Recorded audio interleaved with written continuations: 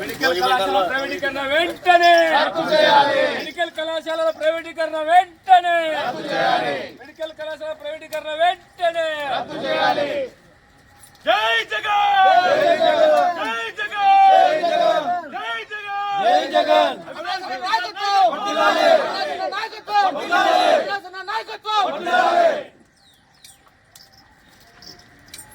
ప్రజలందరికీ అదేవిధంగా జిల్లాలోని వైఎస్ఆర్ కాంగ్రెస్ పార్టీ నాయకులు కార్యకర్తలందరికీ పేరు పేరున భోగి శుభాకాంక్షలు తెలియజేస్తా ఉన్నా.